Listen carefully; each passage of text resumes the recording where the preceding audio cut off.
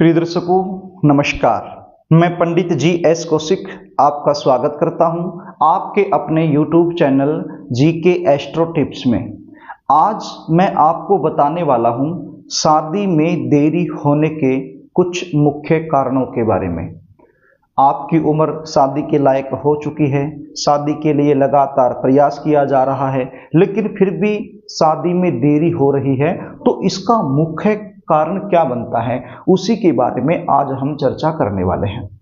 चर्चा को आगे बढ़ाऊं इससे पहले आपसे निवेदन करना चाहूँगा, यदि आप चैनल पर नए हैं और अभी तक आपने इस चैनल को सब्सक्राइब नहीं किया है, तो मुझसे लगातार जुड़े रहने के लिए अभी इस चैनल को सब्सक्राइब कर लीजिए और बेल आइकन को भी प्रेस करके रखिए। शादी कब होगी, शादी कहाँ होगी, कैसे परिवार में होगी, जल्दी शादी होने के लिए कौन से उपाय करने चाहिए, इन सब विषयों के ऊपर वीडियो बनाकर इस चैनल पर मैं अपलोड करता रहता हूं। यदि आप चैनल को सब्सक्राइब करके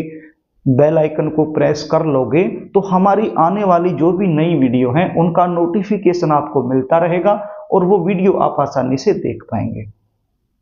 तो प्रिय दर्शकों, आपके पास आपकी जो जन्म कुंडली बनी हुई है आप उसको खोल लीजिए, और यदि जन्म कुंडली नहीं भी बनी है तो फिर आजकल मोबाइल में बहुत सारे ऐप होते हैं, आप अपनी डेट ऑफ बर्थ भरकर तुरंत जन्म कुंडली का निर्माण कर लीजिए। आप स्क्रीन पर देखिए एक जन्म कुंडली चार्ट को देख पा रहे हैं, तो इस प्रकार के चार्ट आपकी जन्म कुंडली में आपको मिलेंगे। तो आपने देखना किस चार्ट को है, लगन कुंडली चार्ट को, क्योंकि ऐसे चार्ट एक से अधिक आपकी कुंडली में मिलेंगे। तो आपने देखना किसको है, लगन कुंडली चार्ट को, लिखा हुआ मिलेगा लगन कुंडली चार्ट। तो उसी चार्ट को आपने देखना है और उस चार्ट के सप्तम भाव को देखना है। अब ये सप्तम भाव क्या होता है, इस चार्ट में जहां पर 7 नंबर लिखा हुआ है ये जन्म कुंडली का सप्तम भाव होता है। तो इस सप्तम भाव में यदि आपकी जन्म कुंडली के अंदर 10 नंबर लिखा है या फिर 11 नंबर लिखा है, अब इसमें तो 7 लिखा है, लेकिन आपकी जन्म कुंडली का जो सप्तम भाव है उस भाव में 1 से लेकर 12 तक कोई भी अंक लिखा हो सकता है।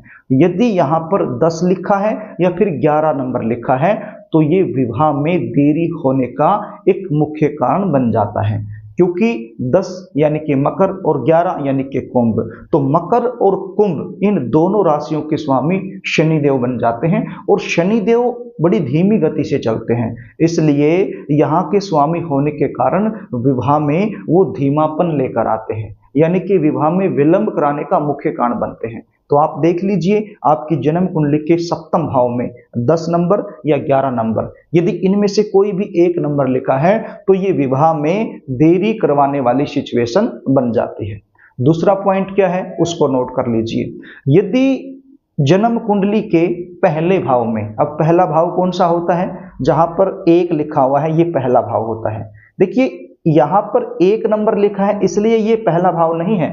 पहला भाव तो पहला भाव ही होता है। पहले भाव में या किसी भी भाव में 1 से लेकर 12 तक कोई भी अंक लिखा हो सकता है, बस ये तो मैंने पहचान के लिए आपको बता रखा है। जहां पर इस कुंडली में 1 नंबर लिखा है ये जन्म कुंडली का पहला भाव होता है। जन्म कुंडली में यहाँ पर आपको 4 दिखाई पड़ रहा है, ये चतुर्थ भाव होता है, चौथा भाव होता है। जहां पर 5 दिखाई पड़ रहा है ये पंचम भाव होता है, और जहां पर आपको 7 दिखाई पड़ रहा है ये सप्तम भाव में पहले ही बता चुका हूं, और जहां पर 10 दिखाई पड़ रहा है ये जन्म कुंडली का 10वां भाव होता है। तो नोट कीजिए सूत्र क्या है, यदि जन्म कुंडली के पहले भाव में, जन्म कुंडली के पंचम भाव में, या फिर जन्म कुंडली के सप्तम भाव में, या फिर जन्म कुंडली के 10वें भाव में यदि शनिदेव बैठे हुए हैं तो भी विवाह में देरी होने वाली सिचुएशन बन जाती है। अगला पॉइंट नोट कर लीजिए, जन्म कुंडली के पहले भाव में, जन्म कुंडली के चौथे भाव में, जन्म कुंडली के 7वें भाव में, जन्म कुंडली के 8वें भाव में और जन्म कुंडली के 12वें भाव में यदि मंगल बैठा हुआ है तो भी विवाह देरी से होता है। अगला पॉइंट नोट कर लीजिए, जन्म कुंडली के 6ठे भाव में और जन्म कुंडली के 8वें भाव में यदि इन दोनों भाव में कोई भी क्रूर ग्रह बैठा हुआ है, क्रूर ग्रह कौन से, सूर्य, मंगल, राहु, केतु और शनि, यदि इन ग्रहों में से 6ठे और 8वें इन दोनों भाव में होना चाहिए, कोई भी ग्रह बैठा हुआ है तो भी विवाह देरी से होने की संभावना बन जाती है। अगला पॉइंट नोट कर लीजिए, जन्म कुंडली के सप्तम भाव का स्वामी यदि छठे भाव में, आठवें भाव में या फिर 12वें भाव में बैठा हुआ है तो भी विवाह में देरी होने वाली सिचुएशन बन जाती है। अब सप्तम भाव का स्वामी कौन सा ग्रह है, कैसे पता करोगे? आपकी जन्म कुंडली का जो सप्तम भाव है, यहाँ पर जो अंक लिखा हुआ है वही बताएगा सप्तम भाव के स्वामी के बारे में। मान लीजिए सप्तम भाव में 1 नंबर लिखा हुआ है तो यहाँ के स्वामी कौन बने? मंगल देव। यदि 2 लिखा है तो शुक्र देव, 3 लिखा है तो बुध देव, 4 लिखा है तो चंद्रदेव, 5 लिखा है तो सूर्य देव, 6 लिखा है तो बुध देव, 7 लिखा है तो शुक्र देव, 8 लिखा है तो मंगल देव, 9 लिखा है तो देवगुरु बृहस्पति, 10 लिखा है तो शनिदेव, 11 लिखा है तो भी शनिदेव और यदि 12 नंबर लिखा है तो देवगुरु बृहस्पति। तो आप देख लीजिए कि सप्तम भाव में क्या अंक लिखा है और यहाँ के स्वामी कौन बनते हैं, आप आसानी से पता कर पाओगे। तो यहाँ के स्वामी यदि 6, 8 और 12 इन 3 भाव में बैठे हुए हैं तो भी विवाह में देरी होने वाली सिचुएशन बन जाती है। या फिर जन्म कुंडली के सप्तम भाव का स्वामी शनिदेव के साथ बैठ जाए, राहु के साथ बैठ जाए, केतु के साथ बैठ जाए, जन्म कुंडली के किसी भी भाव में हो सकते हैं तो भी विवाह देरी से होता है। अगला पॉइंट नोट कर लीजिए, जन्म कुंडली में कहीं पर भी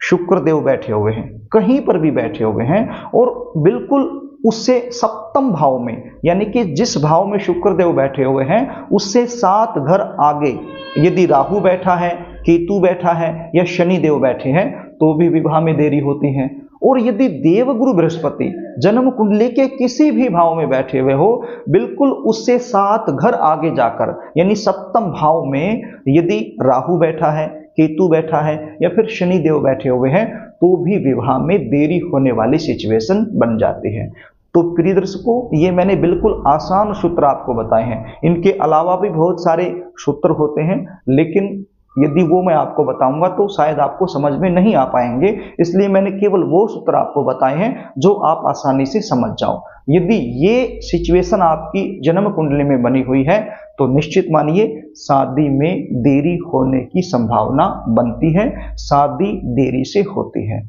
तो प्रिय दर्शकों, यदि आप अपनी जन्म कुंडली का विश्लेषण मुझसे करवाना चाहते हैं, शादी कब होगी, कहाँ होगी, कौन सी दिशा में होगी, कैसे परिवार में होगी, शादी के बाद का जीवन कैसा रहने वाला है, जन्म कुंडली के आधार पर जल्दी शादी होने के लिए आपको क्या करना चाहिए, यदि ये सारी जानकारी आप मुझसे लेना चाहते हैं तो स्क्रीन पर दिए गए व्हाट्सएप नंबर के जरिए आप अपनी जन्म डिटेल लिखकर मेरे पास भेज सकते हैं और जन्म कुंडली का साइंटिफिक तरीके से सटीक विश्लेषण करवाकर संपूर्ण जानकारी आप मुझसे प्राप्त कर सकते हैं। जन्म कुंडली विश्लेषण की हमारी फीस होती है, वो फीस आपको पे करनी होती है, उसके बाद संपूर्ण जानकारी आपको दे दी जाती है। तो प्रिय दर्शकों, यदि कार्यक्रम आपको अच्छा लगे तो इस वीडियो को लाइक जरूर करना और चैनल को यदि आपने अभी तक सब्सक्राइब नहीं किया है तो मुझसे लगातार जुड़े रहने के लिए चैनल को सब्सक्राइब जरूर कर लेना। आज के लिए बस इतना ही, आगे फिर मिलेंगे, तब तक के लिए नमस्कार।